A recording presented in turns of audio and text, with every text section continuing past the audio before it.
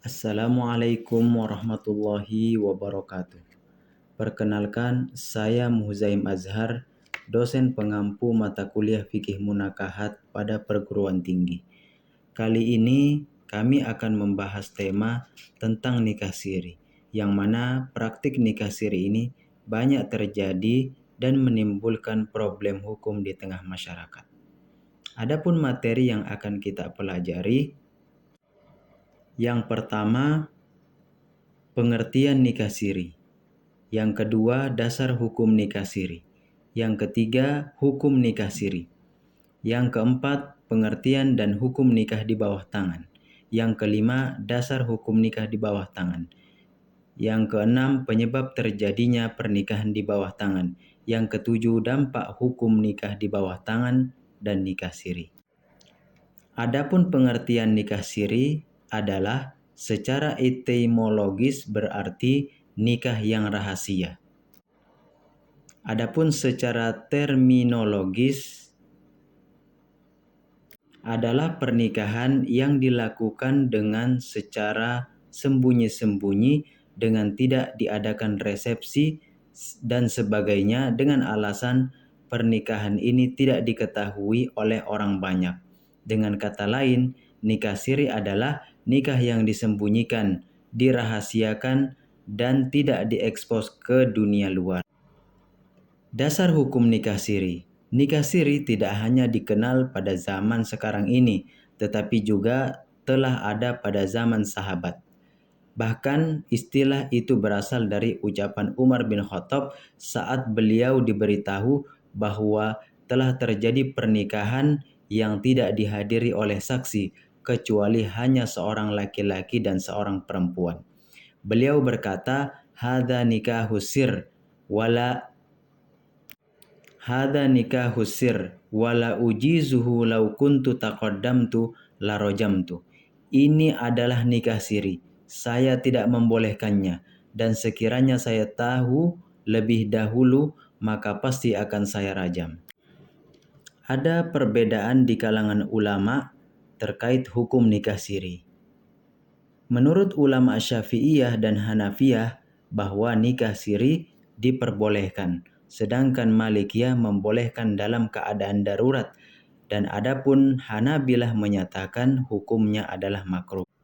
Kemudian pendapat yang kedua adalah para fuqaha tradisional sepakat hukumnya haram untuk perkawinan yang tidak ada saksi, karena fungsi saksi itu adalah pemberitahuan atau iklan atau sebagai sarana penyebarluasan informasi kepada masyarakat agar tidak terjadi fitnah dan keraguan-raguan. Dengan demikian, salah satu jalan keluar sebagai usaha preventif agar orang tidak lari dari tanggung jawab adalah dengan membuat bukti tertulis atau buku nikah. Adapun pengertian dan hukum nikah di bawah tangan adalah pernikahan yang dilakukan dengan adanya wali namun tidak dilaporkan atau dicatatkan di KUA. Perkawinan yang tidak ada bukti tetapi tidak dirahasiakan dikategorikan sebagai perkawinan yang sah dengan catatan disaksikan kemudian.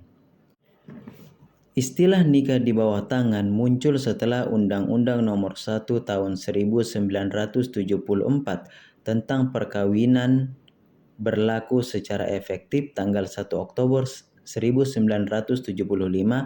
Pasal 2 ayat 2 menegaskan tiap-tiap perkawinan dicatat menurut peraturan perundang-undangan yang berlaku, dan peraturan pemerintah nomor 9 tahun 1975 pasal 2 ayat 1 menerangkan pencatatan dari mereka yang melangsungkan perkawinan menurut agama Islam dilakukan oleh pegawai pencatat nikah sebagaimana dimaksud dalam Undang-Undang Nomor 32 Tahun 1954 tentang pencatatan nikah, talak, dan rujuk.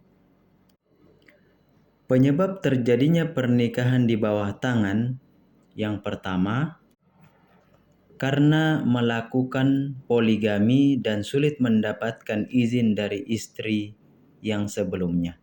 Yang kedua, calon istri sudah hamil duluan sebelum menikah. Yang ketiga, adanya perselingkuhan.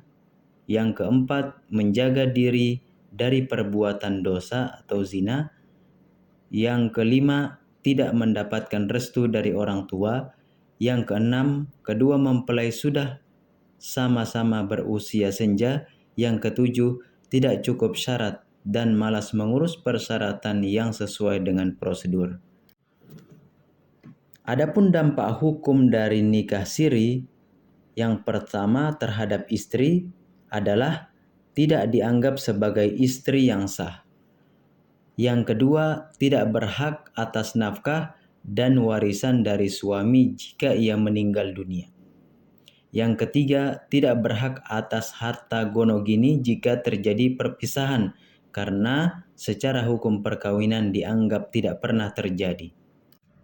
Adapun dampak hukum nikah siri terhadap anak, status anak dilahirkan pada perkawinan di bawah tangan dan nikah siri dianggap anak di luar kawin. Keterangan berupa status sebagai anak luar nikah dan tidak tercantumnya nama si ayah akan berdampak sangat mendalam secara sosial dan psikologis bagi si anak dan ibunya. Kemudian, tidak ada kejelasan status si anak di muka hukum mengakibatkan hubungan antar ayah dan anak tidak kuat sehingga bisa saja suatu waktu ayahnya menyangkal bahwa anak tersebut adalah anak kandungnya, bukan anak kandungnya. Maka yang menjadi kesimpulan dan pelajaran dari pembahasan nikah siri ini adalah bahwa pernikahan di bawah tangan dan nikah siri sangat merugikan bagi kaum perempuan dan anaknya kelak yang akan dilahirkan dalam pernikahan tersebut. Bagi yang sudah terlanjur menempuh jalan dengan pernikahan di bawah tangan maupun nikah siri, hendaknya melaporkan ke pengadilan agama dan mengukuhkan perkawinannya melalui isbat nikah. Yang ketiga, begitupun halnya dengan pembuktian asal-usul anak yang dilahirkan dalam nikah siri dan nikah di bawah tangan dilakukan di pengadilan agama dengan mengajukan bukti-bukti yang dapat memperkuat hak dan kewajiban para pihak. Semoga materi pembelajaran nikah siri ini dapat bermanfaat untuk mahasiswa. Demikian dan terima kasih. Wassalamualaikum warahmatullahi wabarakatuh.